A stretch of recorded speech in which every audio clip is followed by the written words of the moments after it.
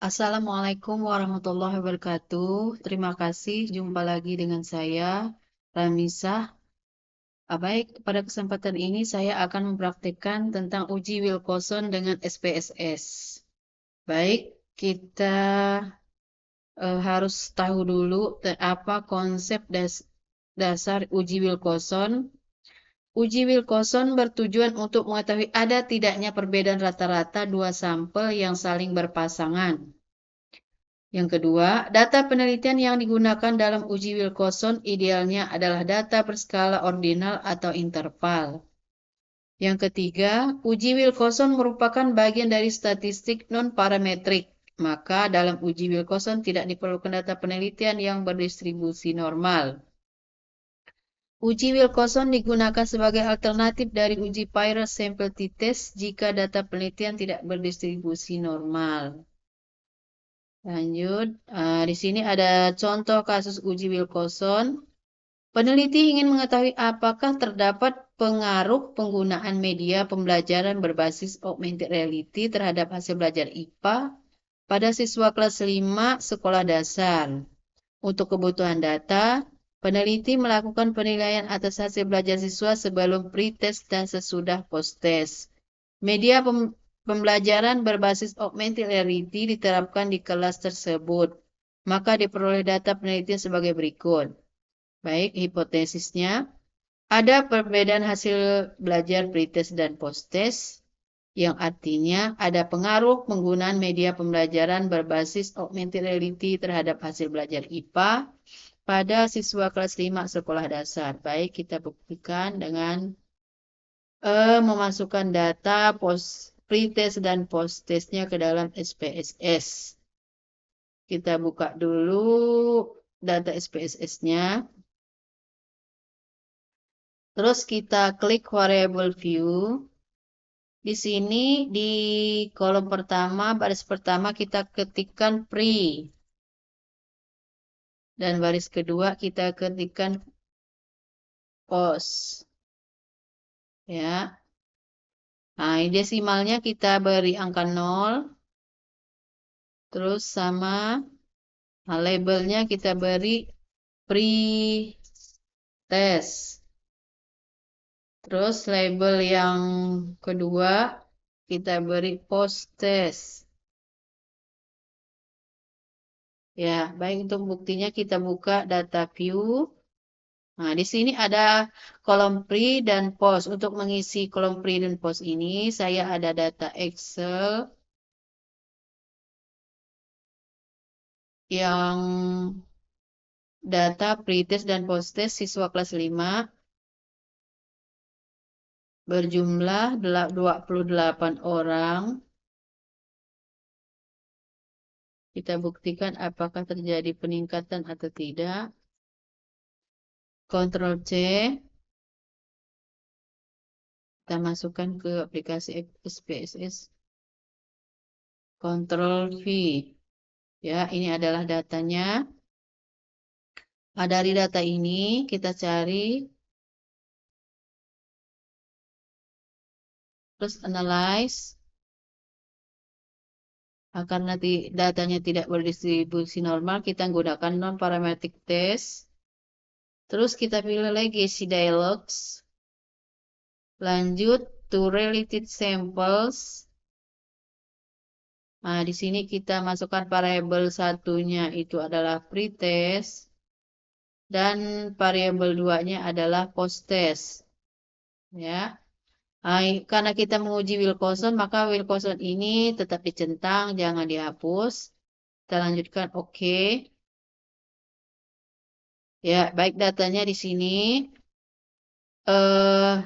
Nilai min-nya, negatif range-nya 0, 0,00, sum range-nya 0,00. Baik, kita interpretasikan dan kita jelaskan.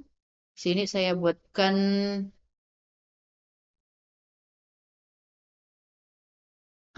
ya.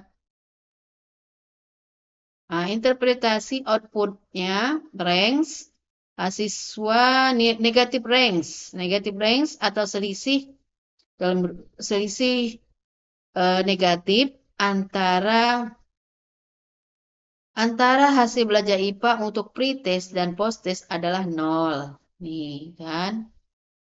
Baik itu pada nilai N, terus min rank 0,00, maupun sum rank nilai 0, ini menunjukkan tidak adanya penurunan atau pengurangan dari nilai pretest ke nilai posttest. Tidak ada pengurangan. Terus kita lanjut dengan positive ranks atau selisih. Kita mencari selisih positifnya antara hasil belajar IPA untuk pretest dan posttest. Di sini terdapat 28 siswa. Data positif N yang artinya ke-28 siswa mengalami peningkatan hasil belajar IPA.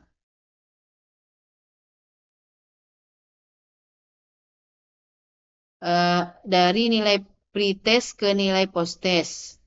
Min rank atau rata-rata peningkatan tersebut adalah 14,50, sedangkan jumlahnya adalah 400,00. Rank positif atau sum ranknya adalah 400,00. TIS adalah kesamaan nilai pretest. TIS ini adalah kesamaan nilai pretest dengan posttest.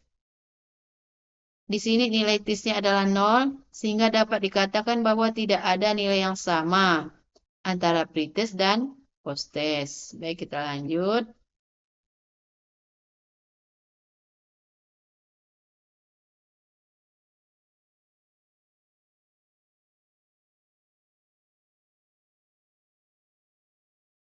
Kita buka lagi SPSS-nya. Dari data ini,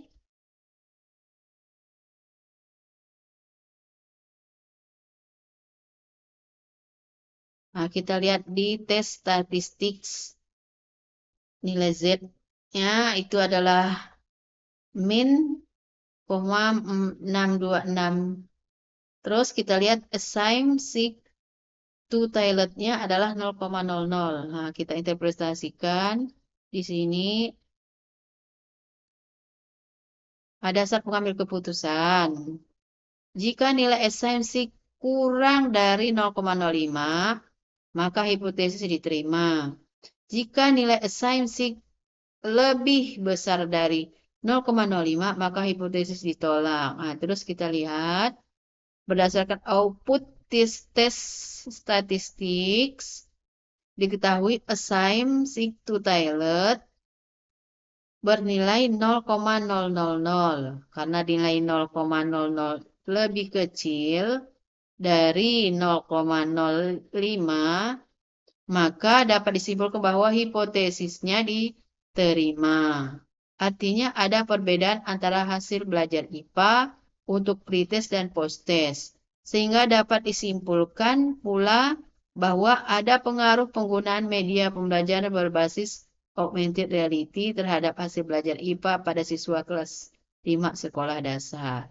Baik, kita lanjutkan dengan menghitung nilai N-Gain score. Nah, sebelumnya kita ketahui dulu konsep dasarnya. Konsep dasar N-Gain score. Gain score bertujuan untuk mengetahui efektivitas penggunaan suatu metode atau treatment. Nah, yang kedua, uji N-Gain score dilakukan dengan cara menghitung selisih nilai posttest dengan nilai pretest. Baik, kita langsung ke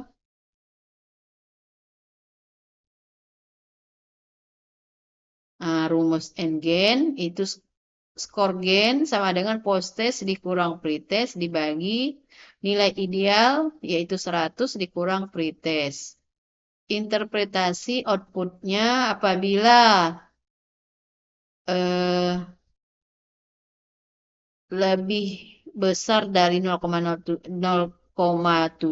itu dikategorikan tinggi, 0,3 sampai dengan 0,7 dikategorikan sedang, 0 kurang dari 0,3 dikatakan rendah. Ini menurut sumber Melzer 2002. Kategori tafsiran efektivitas presentasinya tafsiran Lebih dari 76% sangat efektif, 56% sampai 75% efektif, 40% sampai 55% cukup efektif, 20% sampai 39% kurang efektif, kurang dari 20% tidak efektif. Jadi kita lihat, kita buktikan dengan menghitung nilai N-gennya.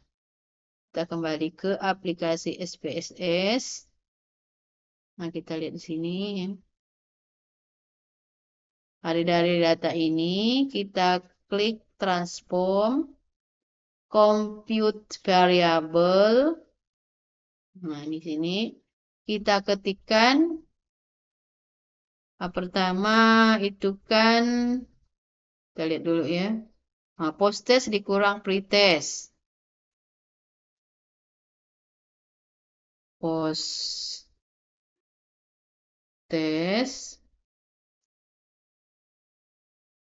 kita kurangkan dengan pre-test. Terus kita klik untuk mengisi numeric expression. Kita masukkan post-test dikurang pre-test.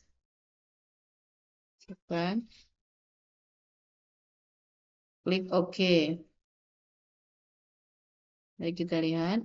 Ya, ini adalah pengurangan post-test dan pre-test. Lanjut lagi, kita mencari nilai ideal. Kita reset. Nilai ideal dikurang pre-test. Ini nilai idealnya adalah 100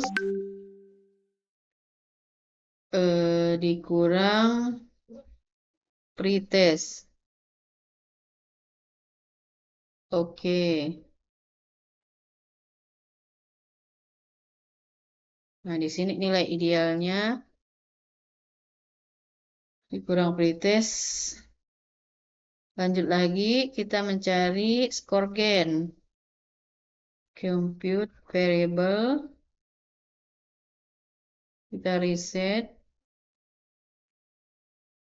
Skor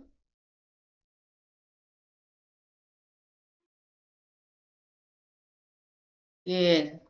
Skor and gain. Nah, skor and gain ini adalah post-test. Kita masukkan ke numeric expression. Terus dibagi dengan nilai ideal dikurang pretest. Sama dengan atau oke.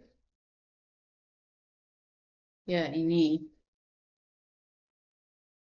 Lanjutnya kita mencari persentasi. Compute variable. Kita reset. Persentasi and gain.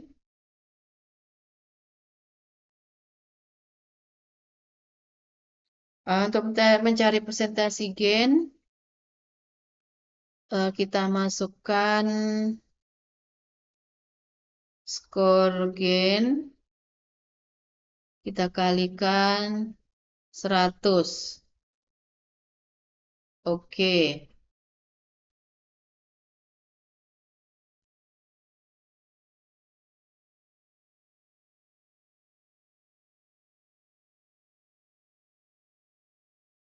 Ya, sudah ada nih datanya presentasinya.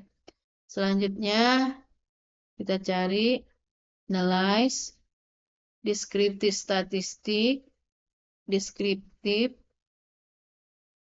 Nah, ini kita masukkan prestasi gain. Kita masukkan skor gain. Terus klik OK.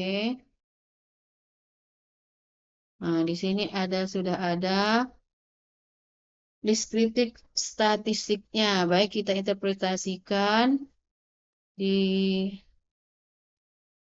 PPTX saya. Ini adalah kategori interpretasi output, kategori tafsiran efektivitas, dan rumusnya.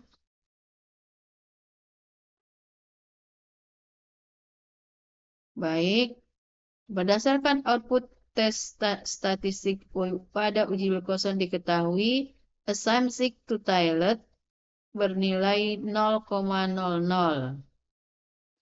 Maka dapat disimpulkan bahwa hipotesis terima. Kita lihat tadi.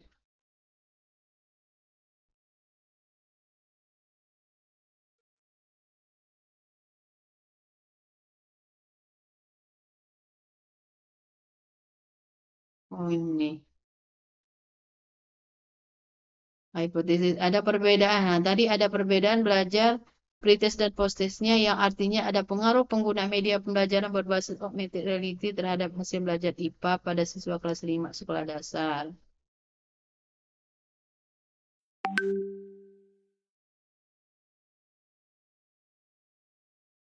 Nah, ini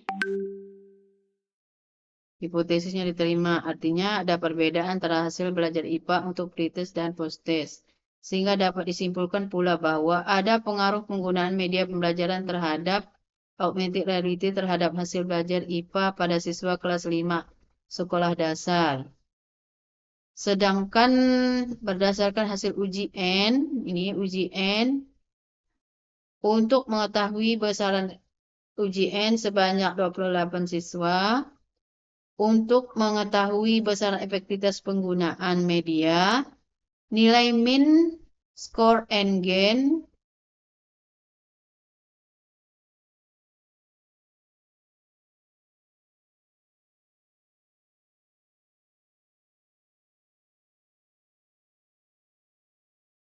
gainnya 0,4841 dapat di